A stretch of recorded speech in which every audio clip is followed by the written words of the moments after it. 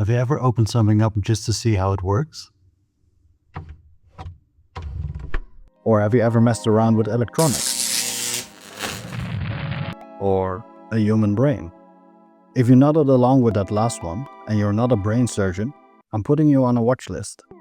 Messing with wiring is how we figure out what part does what. Messing with circuits tells us what a component does. And it turns out that bullets do the same for human brains. During World War I, some soldiers got shot in the head and somehow survived. Some of these soldiers then started speaking in slow, broken staccato bursts. Sometimes they could only say one word. But this wasn't the first time that something like this had been seen. Decades earlier, there was a man known as Tom, because that was the only word that he could say. After he died, a neurologist named Paul Broca examined his brain and found a lesion in a very specific spot. That same spot was damaged in those World War I soldiers. That's how we figured out that this area, Broca's area, must have something to do with speech. But shooting other patients in the head in slightly different spots just to see what it does is somewhat unethical. So we'll have to wait until a specific region is damaged by accident, like with Mr. Tom. With AI though, it's okay to cause virtual brain trauma. The brain of AI is usually a neural network. Neural networks are made up of layers. Each layer has weights. You can think of weights like virtual neurons. Just like real neurons, we can corrupt them and see how corrupting them changes the functioning of the neural network or brain. StyleGAN is a neural network that produces images. Let's corrupt the neural network weights layer by layer by slowly replacing them with noise to see what they do. The lower layers seem to affect big changes, and the later layers more fine-grained details. And some layers only affect color. The network is pretty robust against noise. A high percentage of noise needs to be applied before you see any effect.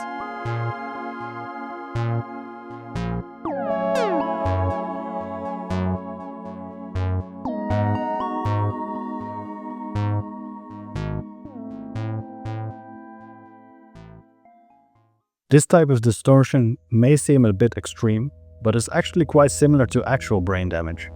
Artist William Utermole painted self-portraits during his battle with Alzheimer. Through his paintings, we can see a similar decay as in our StyleGAN model. In the previous StyleGAN experiment, I replaced all weights with noise. In other types of brain damage, often only some compartments of the brain are affected. To simulate this, I introduced masks. The brightness of the mask determines how affected areas of the neural network are by noise. Something that Robert F. Kennedy, John F. Kennedy, and his sister Rosemary Kennedy all have in common is that they are Kennedys. And something that they don't have in common is the type of brain damage they suffered. JFK was infamously shot in the head. We can simulate this in our neural network by constructing a noise mask that is applied layer by layer.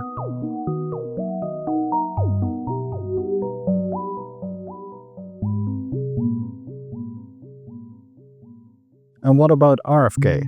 RFK suffered from parasitic brain worms. So let's make a brain worm mask and apply it to the network.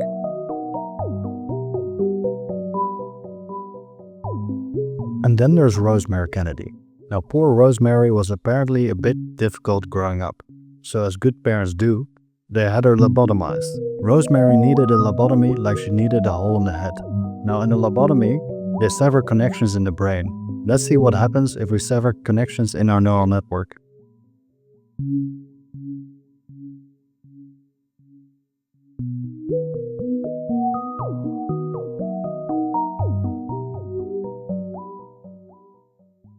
Brain damage doesn't just affect sight. It also disrupts how the brain sends commands to your muscles. When this affects speech muscles, we get something called apraxia, causing slurred or distorted speech. Let's simulate apraxia in an AI text-to-speech neural network by gradually adding noise to its virtual weights and see how its speech deteriorates. She sells seashells by the seashore. How much wood would a woodchuck chuck if a woodchuck could chuck wood? A synonym for cinnamon is a cinnamon synonym. Doctor, if two witches would watch, two watches What? I scream.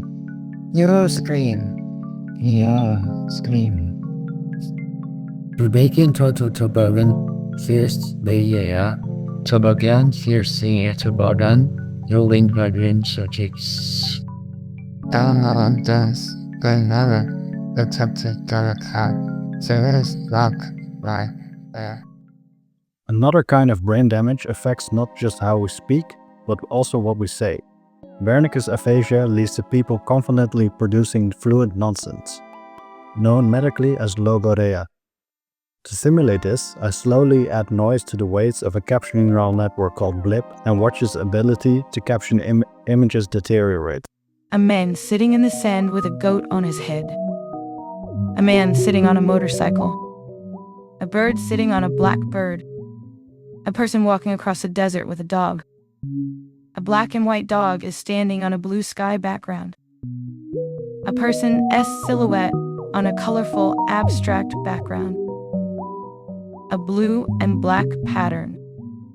A number of red and orange geometric shapes. A blue and green and orange and blue, and orange and orange and orange, and green and orange and orange. The N-T. The man who mistook his wife for a hat. What we've seen in this video is not just destruction for entertainment, although admittedly I had a few laughs while seeing my neural networks fail. By messing around and breaking things, we get a glimpse of how complex systems, whether it's brains or neural networks, function. So next time you accidentally break something, just tell yourself you're contributing to science.